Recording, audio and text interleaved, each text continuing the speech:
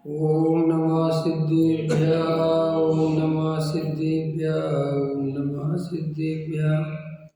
मंगलमय मंगले करन वीतराग विज्ञान नमो तार जाते वै अरहंतादि महान कर मंगल करियूं ग्रंथ करन के काज जाते मिले समाज सब पावे निज पद राज। इस भव तरु का मूल जानो मिथ्या भाव ताको कर निर्मूल अब करिए मोक्ष उपाय। मोक्ष मार्ग प्रकाशक सातवां अधिकार संवर तत्व का अन्यथा रूप पृष्ठ क्रमांक 229 अनुप्रेक्षा। इस पर अपन चर्चा कर रहे थे।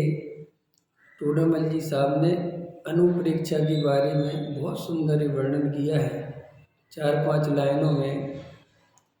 इसको बहुत अच्छे से समझना।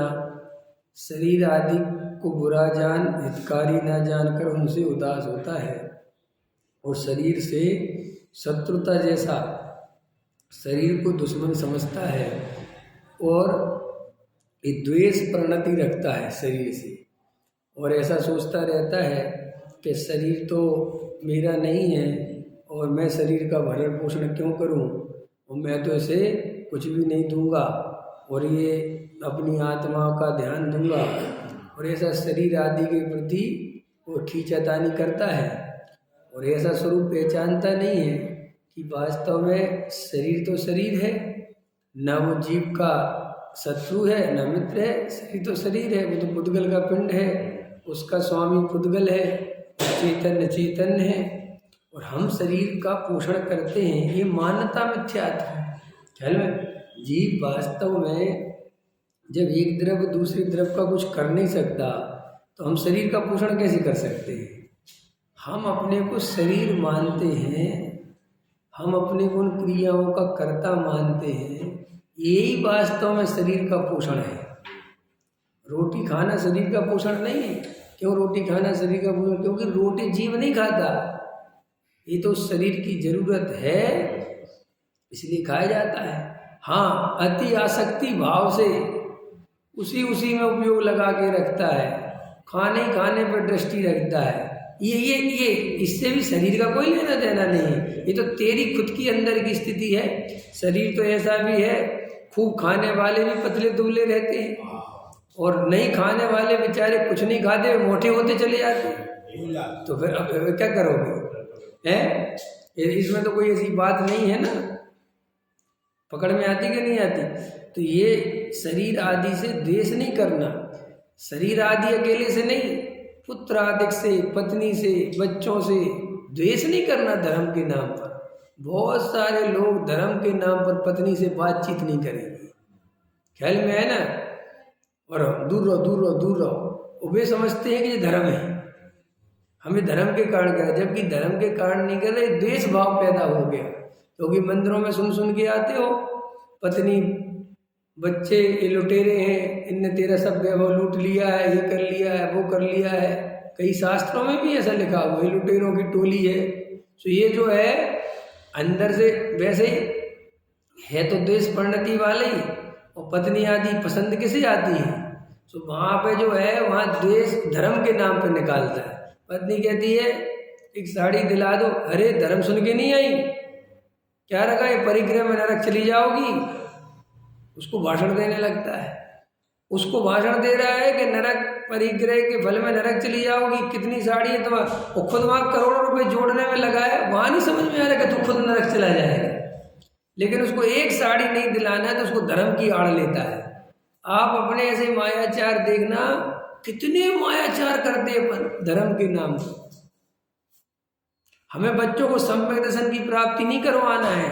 हमारे बच्चे बिगड़े नहीं, किसी और जगह शादी न कर लें, कुछ शराब ना पीने लग जाए, जुआ ना खेलने लगे, इसलिए हम मार मार के मंदिर लाना चाहते। सम्य दर्शन हो जाए इसलिए कोई नहीं लाता। मंदिर चल मंदिर चल मंदिर चल, काय के लिए मंदिर चल? सम्य दर्शन के लिए। सम्य से जब तेरे बाप ने नहीं लिया तू क्या लेगा? नहीं समझ में? उत्तर समझ में? तेरे बाप को ही नहीं चाहिए सम्मेलन, तू क्या सम्मेलन की बात करता है? तो फिर बच्चों को क्यों लगा के रखना चाहते हैं? ताकि तुम्हारी कसाई की पूर्ति ढंग से होती रहे, तुम्हारी बदनामी ना हो जाए, तुम्हारा लड़का बिगड़ ना जाए, कहीं और ना चला जाए, इसका सहारा है धर्म मंदिर। ये सब कोई सम्मेलन की कोई बात नहीं है। यहाँ टोडामल जी साहब ने जो 300 वर्ष पहले वर्णन किया है वो सदा काल घटित होता है कि क्या करता है? शरीर आदि से धर्म के नाम पर द्वेष करता है। ख्याल में है ना? भूख लगी है, अंदर परिणाम बिगड़ रहे, अरे बहुत रोटी खाई, कब तक रोटी खाऊंगा? नहीं खाऊंगा। ख्याल में है ना? तो ये सोचता है कि बड़ा धार्मिक हो गया, जबकि इतनी रोटी खाई और अब नहीं खाऊंगा, ये मिथ्या दर्शन है। क्योंकि मैं रोटी खाने वाला हूं, ये मान्यता मिथ्या थी, और मैं अब रोटी छोड़ता हूं, ये मिथ्या थी। हाँ, और देख लो आप कितने लोग ऐसी बातें करते हैं, अरे कब तक खाओगे, अब तो छोड़ो। ख्याल में है ना? ठीक है, बात इतनी है, आत्मा को समझे बिना, आत्म अनुभव के बिना, शरीर और आत्मा का भेद ज्ञान करे बिना जो जीव अपने को शरीर आदि रूप ही मानता है, उसका कर्ता भोक्ता बनता है, शरीर की क्रिया मैंने करी ऐसी मान्यता से जीता है, वो चाहे त्यागी बन जाए और चाहे भोगी बना रहे, इससे कुछ भी फर्क नहीं पड़ता। समझ में आया?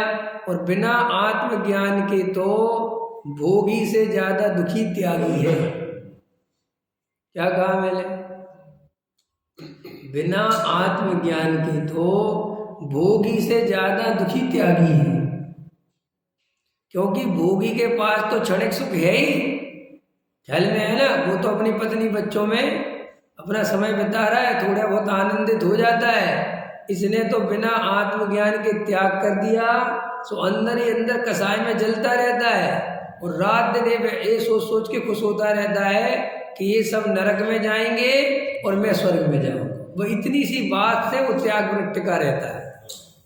ख्याल में? क्या सोच सोच के कर ली शादी, कर लिए बच्चे, कोई बात नहीं, मरोगे बेटा नरक जाओगे, हमने तो शादी करी नहीं, हम तो ब्रह्मचारी है, ऐसा अहंकार करता है और उनको नरक भेजने की सोचता रहता है। तो ये अच्छा बताओ, नरक कौन जाएगा? मैं तुमसे ही पूछता हूँ, ऐसे में नरक जाएगा कौन? ये भोगी जाएगा कि योगी जाएगा? सोचो मन में। वो कहानी पढ़ी होगी तुमने, महामत्स्य वाली, वो तंदुल मच्छ वाली।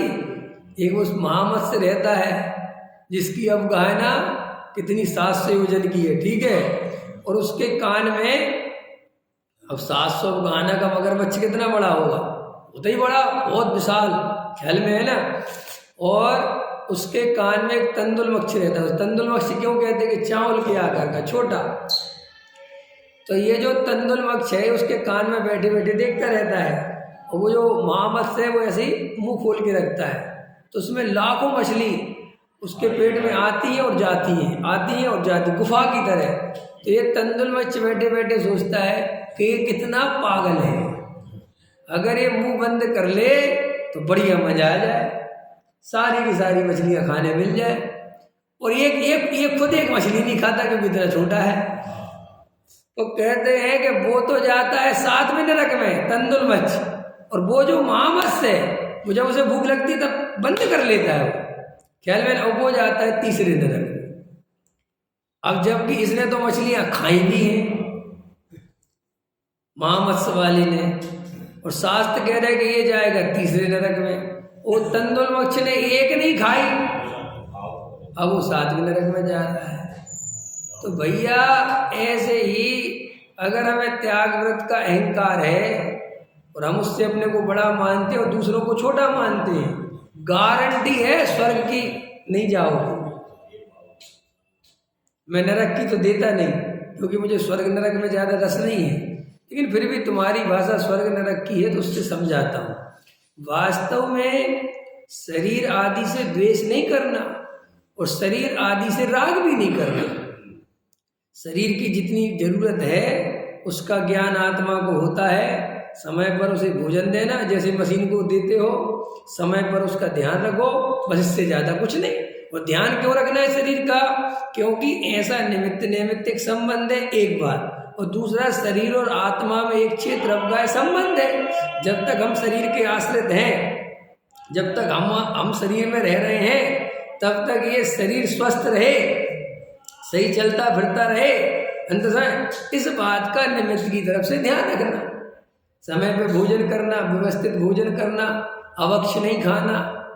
अवक्ष का समझते हो, जो भक्ष करने योग्य नहीं हो, ये भाषा बहुत नॉर्मल है। अवक्ष का एक असली अर्थ होता है जो खाने योग्य नहीं हो, माने जो शरीर को नुकसान पहुंचाए, वो सब अवक्ष है।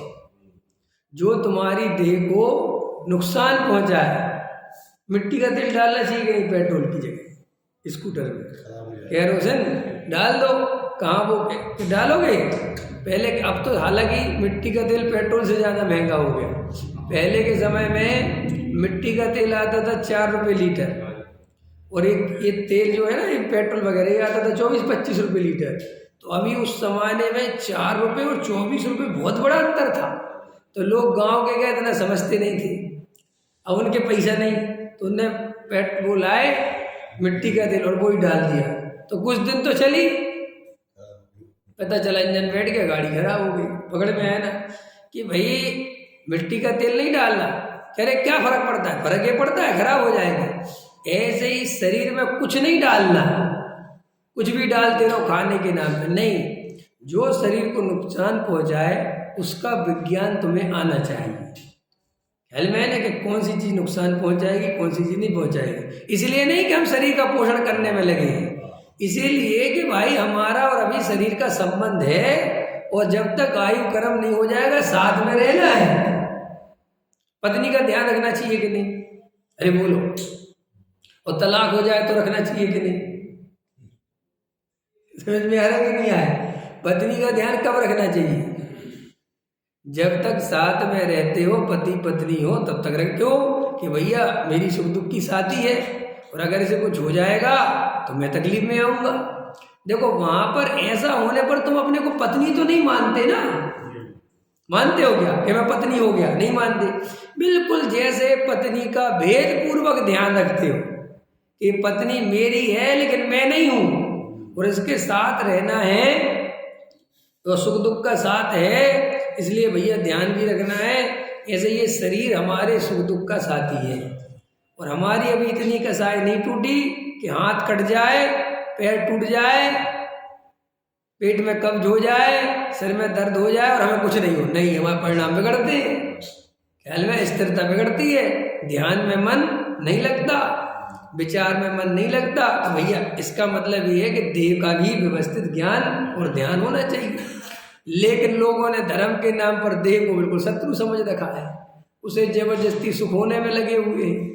रोटी नहीं दे रहे, 4-4, 6-6 दिन उपवास कर रहे हैं, आंतें सुखड़ी जा रही, बिल्कुल ख्याल में है ना, पेट चिपक गया, बिल्कुल पेट से पेट चिपक गया, चलते नहीं बन रहा, तकलीफ हो रही, बिल्कुल बीमार हो गए, क्योंकि उस शरीर की जरूरत थी। अब क्या हो रहा कि अब 4 आदमी उठा के चल रहे, और लोग उनके अखबारों में फोटो छाप रहे कि महातपस्वी। नहीं समझ में आया? सुबह अखबार में फोटो देख के खुश हो जाते कि चलो छप तो गया। अगर इनके अखबार में फोटो नहीं छपे और जितनी जनता इकट्ठी ना हो तो कोई उपवास ना करे।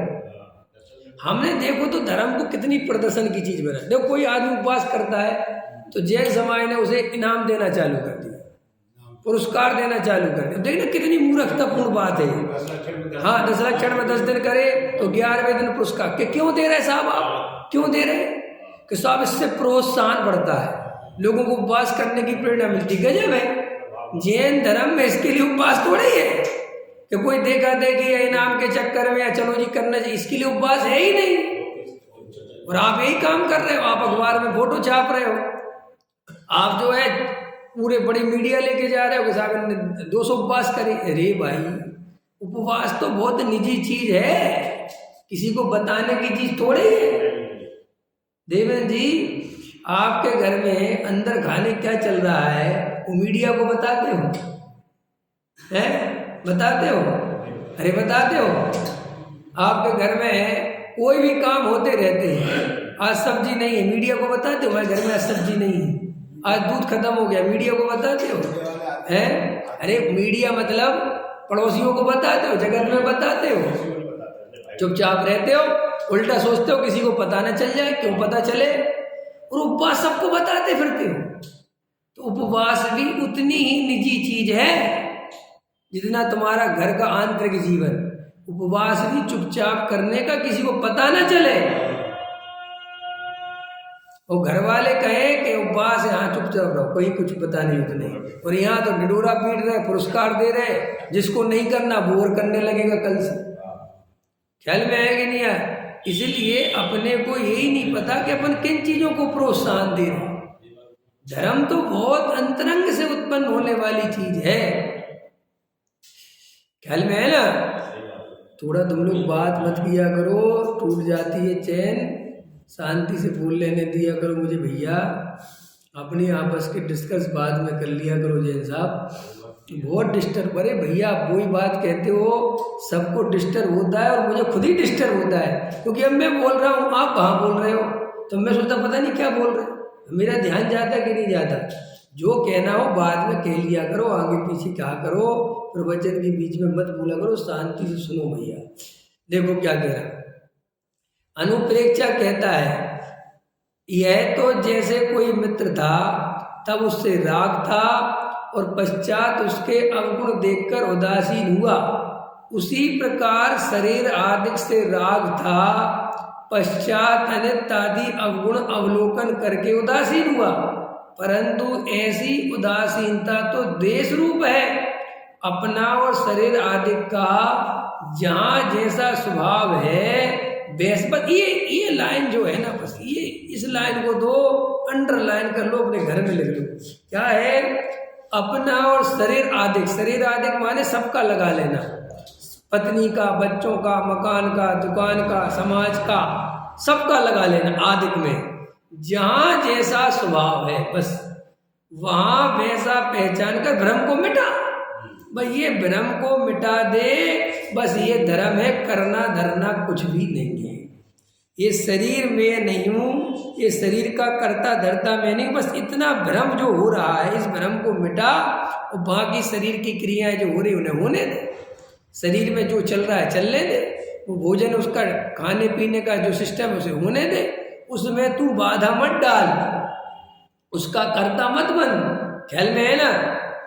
ये जो बहुत गहराई से शरीर का जैसा स्वभाव है वैसा पहचान कर, भ्रम को मिटाकर, भला जानकर राग नहीं करना, इसी शरीर से राग भी नहीं करना। उसमें क्या है? देखो भाई हमारे घर में या हमारी फैक्ट्री में मशीन है, हमारा काम करके देती है, हमारा माल बनाती है, उसकी जो जरूरत है वह तेल वेल डालते हैं, जो चीज़ जो भी, वो मशीन खराब हो जाए तो उठा के लग कर देते, बात खत्म, दूसरी ले आओ। मशीन से राग तो नहीं करते हो कि नहीं साहब मेरी मशीन में क्यों, अरे खत्म हो गई, इसको उठा के लेके जाओ, दूसरी लाओ। ऐसे ये शरीर आदि से राग नहीं करना। ये शरीर है, इसका प्रॉपर ज्ञान करना, और ये शरीर कल छूटता था छूट जाए, इसमें कोई बात नहीं, दूसरा शरीर मिलेगा। ये शरीर में पकड़ के नहीं बैठना। जैसे लोक में सब समझदार होते हैं कि भाई ये मशीन खराब हो गई, इसको ले जाओ, दूसरे लोग खुशी खुशी देते हैं। कोई पुरानी मशीन ले जाए और नई आ रही हो तो खुश होते हो कि दुखी होते हो? लेकिन शरीर पुराने से पुराना हो जाए, जर्जर हो जाए, तो भी इस शरीर में अपनापन करता है, इस शरीर में एकत्व करता है, ये बना रहे। बूढ़ा आदमी भी मरना नहीं चाहता। ख्याल में है ना? क्यों नहीं मरना चाहता? ये शरीर में हो और अंदर से निर्णय हो कि अरे शरीर में हूँ ही नहीं, क्या फर्क पड़ता है। डॉक्टर साहब तो इतना बोलते हैं, जब इस बात को बोलते हैं समाधि मण को, तो बोले मैं तो एक ही बात कहता हूँ कि ये शरीर इतना जर्जर हो गया, 84 साल 85 साल का हो गया, अब बदल जाए। समझ ऐसा बोलते हैं, इधर बदल जाए, बढ़िया अब नया मिलेगा, क्या सोचना। मतलब ऐसे निर्णय होते हैं कि भाई क्या इतना शरीर है अपना, जब तक साथ था साथ, अब छूट गया दूसरा मिलेगा। ऐसा तो नहीं है कि नहीं मिलेगा। ख्याल में, और अच्छे बढ़िया तत्व विचार करोगे, तत्व निर्णय करोगे तो और बढ़िया मिलेगा। ख्याल में है कि नहीं? उसमें क्या बात है? और बढ़िया वेद ज्ञान करोगे, आत्मा का ध्यान करोगे तो चरम शरीर ही बनोगे, तीर्थंकर वाला शरीर मिलेगा, क्या डरना। इसलिए इस जर्जर शरीर में एकत्व भी नहीं करना और द्वेष भी। द्वेष ऐसे नहीं करना कि पंडित जी ने बताया था ये शरीर अपना है ही नहीं, हम उसे भोजन ही नहीं कराएंगे, ये नहीं। जैसे उसकी जरूरत है वैसा जानना। और देखो क्या कहते हैं, परिसय जय तथा क्षुधादिक होने पर उनके नाश का उपाय नहीं करना, उसे परिसय सहना कहता है। सो उपाय तो नहीं किया और अंतरंग में क्षुधा आदि अनिष्ट सामग्री मिलने पर दुखी हुआ, रति आदि का कारण मिलने पर सुखी हुआ, तो वे दुख सुख रूप परिणाम है, वही तो आर्त रौद्र ध्यान है। देखो क्या कितनी सूक्ष्म बातें लिखी टोडम जी। ऐसे भावों से संबर कैसे हो, इसलिए दुख का कारण मिलने पर दुखी ना हो और सुख का कारण मिलने पर सुखी ना हो। गे रूप से उनका जानने वाला रहे तभी सच्चा परिसय जय। अब बोलो आप इसके परिसय के बारे में क्या जानते हैं? ये परिसय के बारे में लोग जबरदस्ती अब उपवास कर लिया, भूख सह रहे हैं, अंदर बिल्कुल तकलीफ चल रही है, भोजन ही भोजन दिख रहा है और कह रहे हैं देखो मुनिराज भी तो इतना परिसय सहते। क्या दिमाग लगा रहे हैं मुनिराज? ये मैंने कई दफे पहले परिसय की चर्चा दी। मुनिराज कोई परिसय पर सहना तो दुख का निशानी है। जो सहन शब्द है वो काय का अर्थ है? भाई साहब मैं आपको बहुत देर से सहन कर रहा हूँ, ये काय का लक्षण है? दुख का। मुनिराज कोई परिसय सहन में नहीं करते। मुनिराज इतने आनंद में रहते हैं कि वे बाहर के परिसय उन्हें कोई तकलीफ नहीं देती, वही अर्थ है उसका। और इसके लिए मैं तुम्हें घटित कर सकता हूँ। गांव में पुराने जमाने की बातें हैं, जब गांव में एक आध घर में टीवी होती थी और किसी के पास टीवी नहीं होती थी, तो कमरे में टीवी हो रखी है और पूरा गांव उसमें भर रहा है, एक के ऊपर एक चढ़ रहे हैं, जगह ही नहीं है वहाँ, एक पैर पर खड़े होने की जगह नहीं है। और एक पैर पर खड़े हो गए, सचिन तेंदुलकर ने छक्का मारा, ये देख के प्रसन्न हो रहे हैं और वहाँ मच्छर भी काट रहे हैं।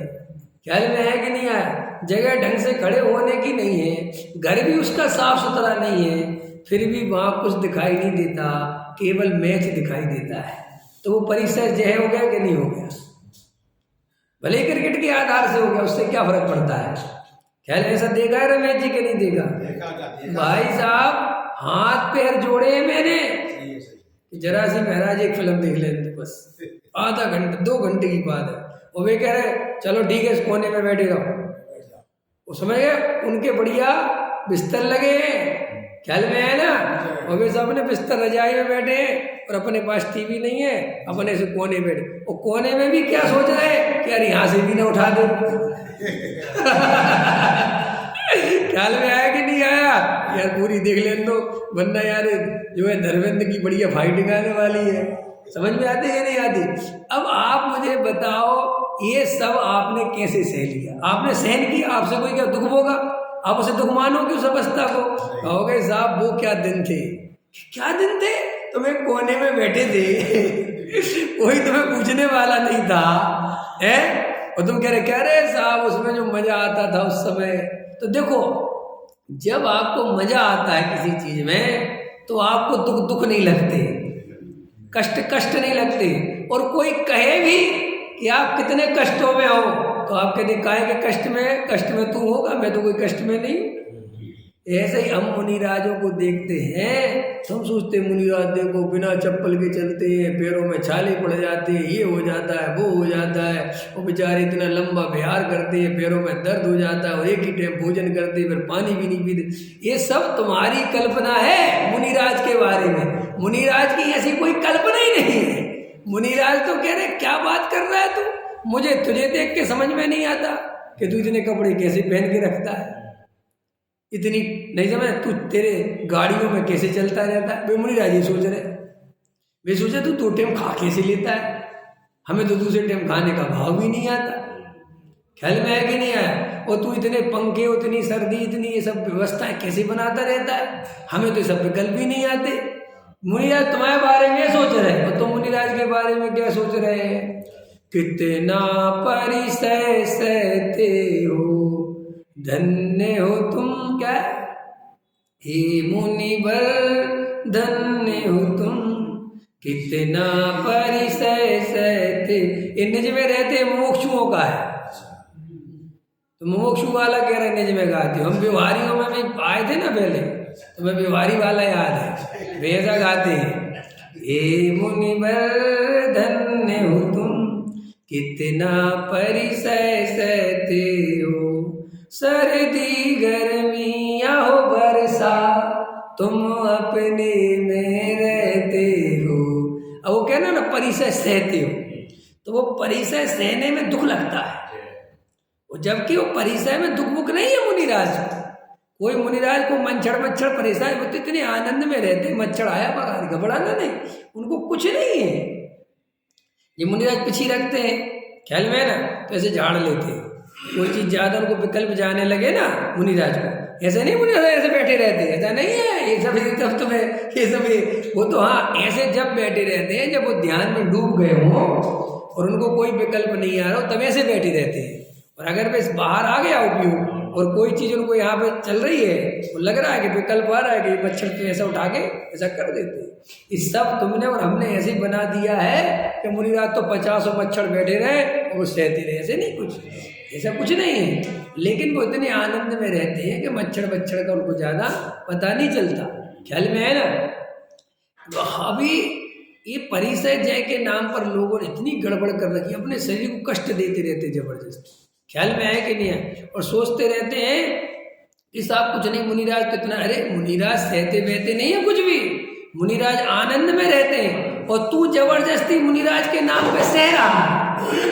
अंतर समझ में? अब समझ लो, जैसे हम जाप देने बैठ गए, अब हमें 4 मच्छर काट रहे और हमें भयंकर तकलीफ हो रही, ख्याल में है ना? और हम सोच रहे मन में जाप पूरी हो जाए, तो टोडामल जी कह रहे भैया काय की जाप, आर्त रोज ध्यान चल रहा है, क्योंकि तुम्हारा नमोकार मंत्र की तरफ तो ध्यान ही नहीं, ध्यान तो सारा मच्छर खाए जा रहा है। तो ये टोडामल जी साहब कह रहे ना, आर्त रोज ध्यान करता रहता है। वो सेठ चला गया ना मेढक की पर्याय में, तो बाहर से तो वो ध्यान कर रहा था। तो ये कहानियां क्यों लिखी हुई? इसलिए लिखी है कि भाई ये बाहर की क्रिया से कुछ नहीं होता, तुम्हारे अंदर क्या चल रहा है इस पे डिपेंड करती है चीज। पकड़ में आए ना? तो देखो परिसय जय इसका नाम नहीं है, कोई इस तरीके से देखो कितना लिखा टोडामल जी ने, वहां अनिष्ट सामग्री मिलने पर दुखी नहीं होना। मुनिराज को अंतराय आ गया भोजन में, तो मुनिराज किंचित मात्र भी दुखी नहीं होते कि ये कैसी समाज है, ये लोग ध्यान नहीं रखते, इनको भोजन बनाना नहीं। अगर इतने भाव मुनिराज को आ जाए तो वे तो पद से गिर जाए। मुनिराज कैसे भाव नहीं आते, अंतराय आ गया तो आ गया, शांति से अपने वापस आ जाते हैं। और भी लगा लेना, सब बहुत सारी चीजें हैं। तो मुनिराज अनिष्ट सामग्री मिलने पर कभी दुखी नहीं होते, और रति आदि का कारण मिलने पर माने बढ़िया उनको अच्छी बढ़िया सुख सामग्री मिल जाए, निरंतर भोजन मिल जाए, आहारचर्या बढ़िया हो जाए, भक्त बहुत ज्यादा मिलने आ जाए तो वे प्रसन्न। और अगर वे ऐसा ही प्रसन्न होते हैं और दुखी होते हैं तो उनमें और संसारी जीव में क्या अंतर है? क्योंकि संसारी जीव भी ऐसा ही है, अनुकूलता मिलने पर सुखी होता है, प्रतिकूलता मिलने पर दुखी होता है। इसी का नाम आर्त रौद्र ध्यान है। बस ऐसे भावों से संवर कैसे हो? अब ऐसा कोई मुनिराज है और वो अपने को संवर माने कि संवर हो रहा है क्योंकि मैं मुनि हूं, तो संवर तो हो नहीं सकता।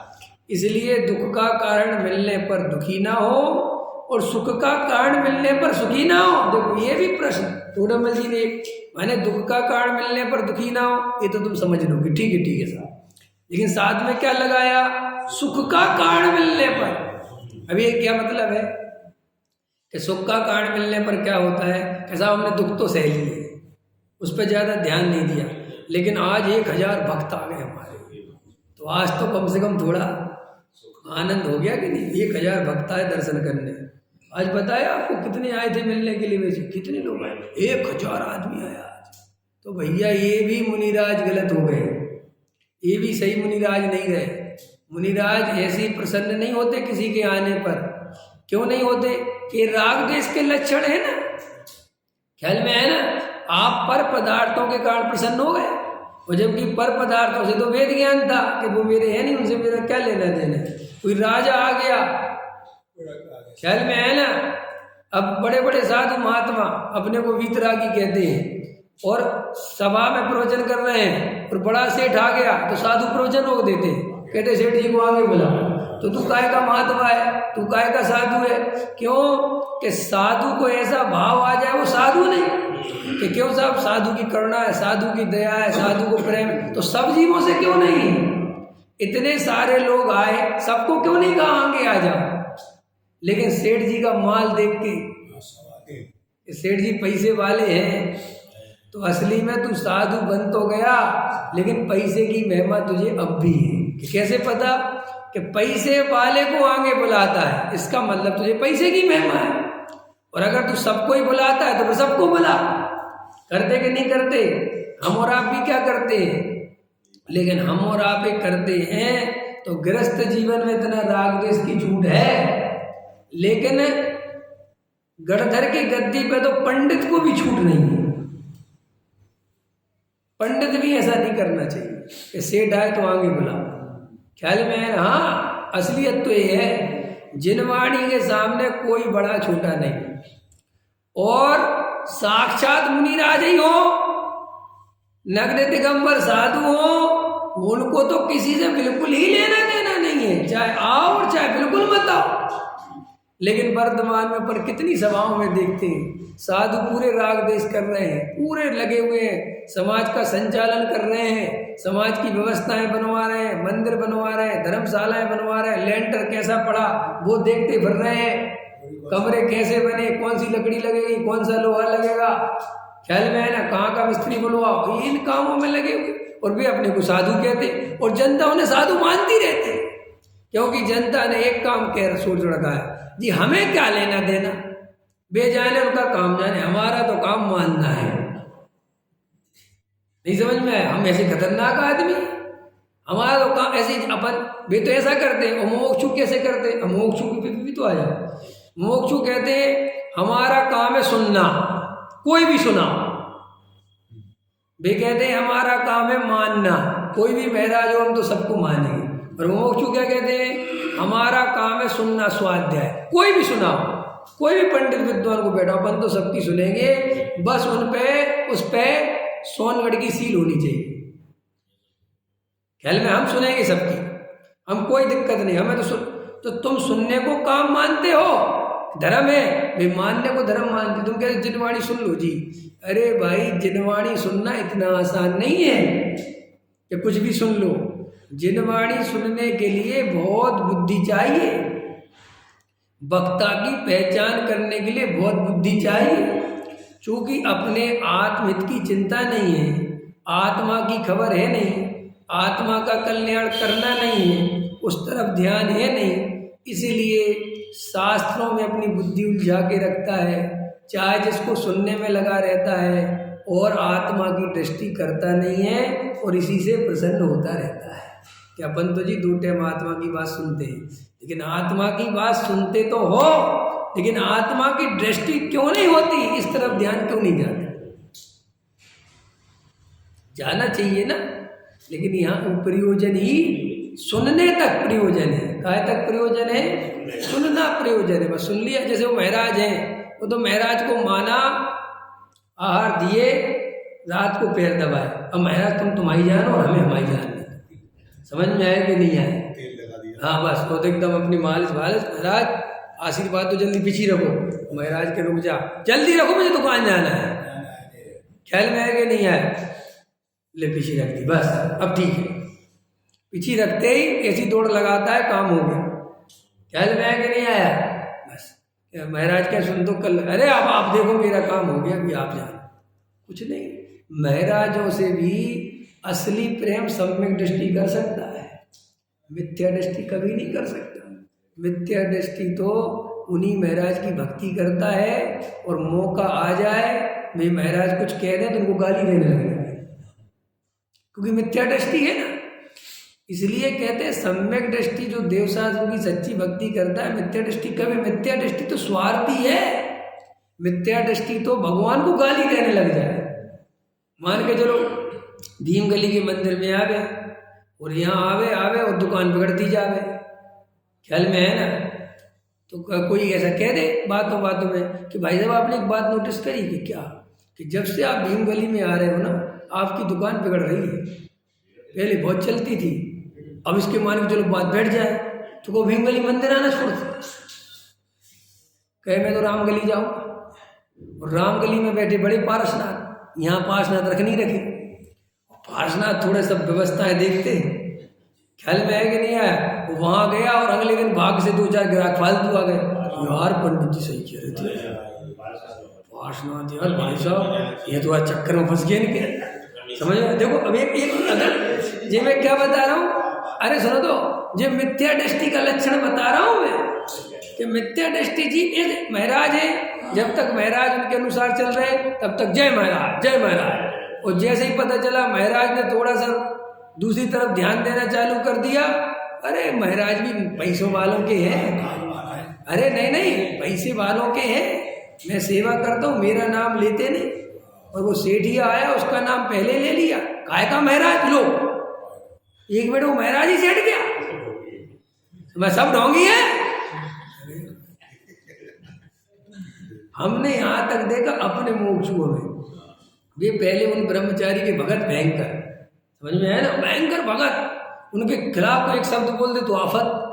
वो बड़ा भैया सेवा भाव करे, हम हमारे सामने की बात हमने देखा। और एक बार की बात है कि भाई साहब ये तो गाली देने लगे उन्हीं ब्रह्मचारी को।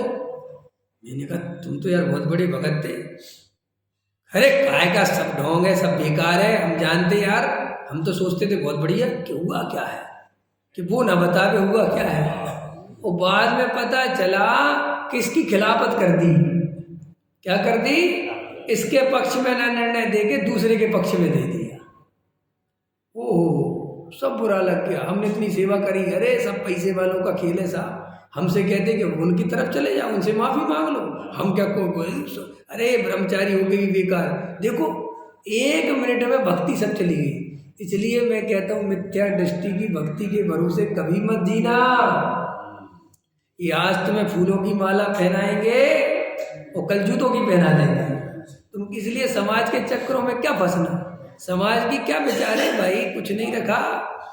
अपने को अपनी आत्मा से प्रेम होगा तो ही बाहर में सच्चा प्रेम होगा। जिसे अपनी आत्मा से प्रेम नहीं, वो कभी देव शास्त्र गुरु से प्रेम कर ही नहीं सकता।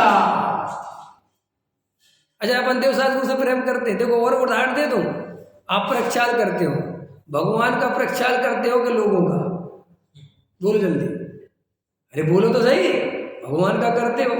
किसकी भक्ति में प्रक्षाल करते हो, भगवान की भक्ति में। और सही बात बताओ, मंदिर में जरा सा ऊंच नीचे हो जाए तो तुम तुरंत प्रक्षाल छोड़ देते हो कि नहीं, कल से नहीं आएंगे।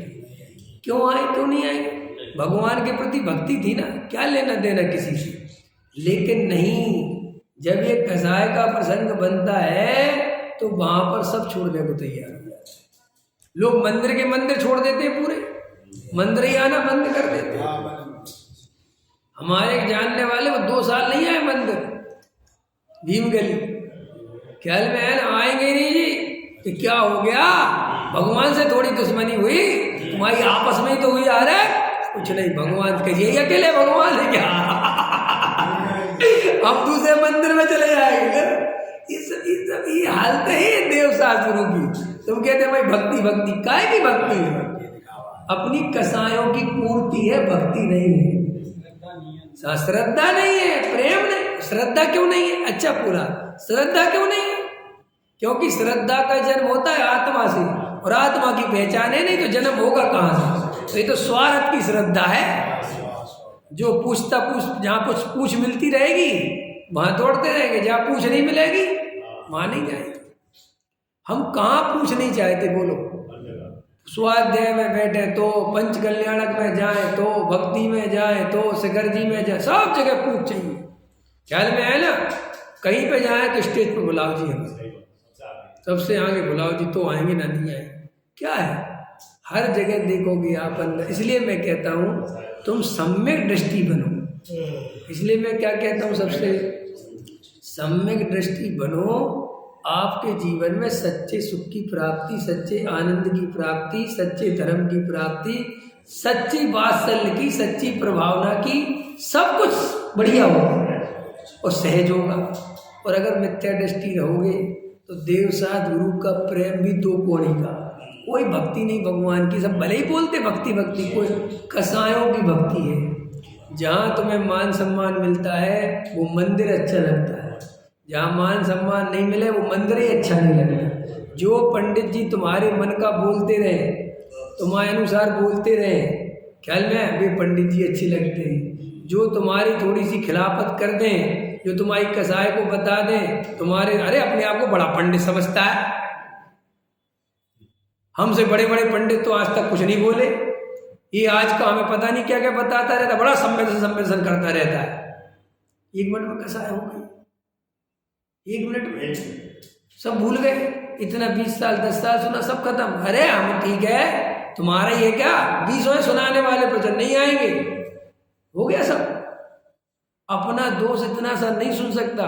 और सम्यक दृष्टि हो जाओगे ना तो तुम्हें दोष भर भर के सुनाए जाएंगे, तो तुम भरत जी जैसे स्वीकार करोगे। तू ठीक कहता है, बिल्कुल ठीक कहते हैं। भरत जी से कह रहा है अरे दीक्षा क्यों नहीं ले लेते, ठीक है नहीं ले पा रहा, कमजोरी है बहुत। अंत समझ में आया कि नहीं आया। और अगर भरत जी मिथ्या दृष्टि होते और कोई ऐसा चिल्ला के कहता इसको सूली पे चढ़ाओ। मिथ्या दृष्टि जरा सा भी अपना दोष बर्दाश्त नहीं कर सकता, आग बबूला हो जाता है 2 मिनट में। अगर किसी ब्रह्मचारी से बोल दो कि तुम ब्रह्मचारी सच्चे हो कि नहीं, इतना ही बोल दो बस, ये मत बोलो कि तुम झूठे हो, सर ये पूछ लो कि आप सच्चे हो कि नहीं। वो भाई साहब तुम्हें ऐसे देखेगा जैसे तुम पाकिस्तान से आए, ख्याल में है ना। ये प्रश्न कैसे पूछा आपने, अरे मैं तो पूछ रहा हूँ जी आप बता दो, तुम्हें क्या शंका, अरे मुझे कोई शंका नहीं, तो पूछ रहा हूँ, नहीं समझ में आया। अच्छा आपकी कौन सी प्रतिमा, अच्छा तूने ज्यादा शास्त्र पढ़ लिया है, तू बताएगा मेरे को प्रतिमा कौन सी लेनी चाहिए, कब ब्रह्मचारी व्रत लेना चाहिए। ये तो भैया ब्रह्मचारी से जो है छुराधारी बन गए, क्या हो गया है, शांति खो गई क्योंकि तुमने उनके ब्रह्मचर्य पे उंगली उठा दी। और मैं ये कह रहा हूँ कोई सच्चा ब्रह्मचारी होगा और तुम पूछोगे, कहोगे हाँ आओ बताते हैं, समझाते हैं तुम्हें कि देखो भाई ब्रह्मचर्य का ये स्वरूप है और मेरी स्थिति ये है, मैंने ऐसे लिया है, जो तुम पूछना चाहे तो वैसी स्थिति मेरी नहीं है, बताएगा ईमानदारी, उसमें क्या डरने की बात है। ख्याल में है ना। अभी मेरी कोई प्रतिमा नहीं है, नहीं सर, लेकिन मुझे घर गृहस्थी का राग ज़्यादा नहीं आया तो मैं ब्रह्मचारी बन गया। वैसे ब्रह्मचारी नहीं हूँ मैं, प्रतिमाधारी। तुझे सम्मान देना हो देना, कोई जरूरत नहीं है। ईमानदार होगा तो क्या परेशान क्यों हो रहा है, समझ में आएगी नहीं, क्या डरने की बात। और तू आग बबूला हो जाता है, इसका मतलब तू तो भयंकर कसाय मान है, तू तो पूजने के लिए ब्रह्मचारी बना है। ख्याल में है नहीं है। एक ब्रह्मचारी जी मिले अभी मेरे पीछे, मैं उनसे बातचीत करने लगा तो वे मेरे से बातचीत करने लगे। बातचीत करते करते उनको बीच में ख्याल आया होगा कि ये विवेक शास्त्री है। ख्याल में आया कि नहीं आया, तो एकदम बोले, एकदम मैं बात करते हुए स्टॉप हो गए। वो बोले तो मेरी परीक्षा तो नहीं ले रहे। मैं भी चौंक गया, मैंने किस बात की परीक्षा लूंगा मैं आपकी, क्या परीक्षा लेना मुझे। मैंने मैं सोच रहा हूँ आप बात करके मुझसे क्या पूछ रहे थे, मैंने कहा हे भगवान हे भगवान। ख्याल में आया कि नहीं आया, अब क्या तो बात करें बताओ। इतने डरे हुए हैं और अपने को ब्रह्मचारी कहते हैं। अरे ईमानदार आदमी को तो क्या डराओ, जो ऐसी पूछो वैसी बताए, उसमें क्या घबरा। त्यागी वृत्ति तो वही है जिसका कुछ भी गुप्त ना हो।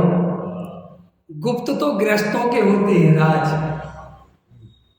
क्योंकि वो रिश्तेदारी में फंसे होते हैं, घर गृहस्थी में। भैया अब कौन बताए आज पत्नी ने रोटी नहीं दी, ख्याल में आया कि नहीं आया। कौन बताए आज पत्नी से भयंकर लड़ाई हुई है, ये गृहस्थों के राज होते हैं। और त्यागी वृत्ति ब्रह्मचारियों की भी राज होने लगे तो फिर वे त्यागी वृत्ति गाएगी।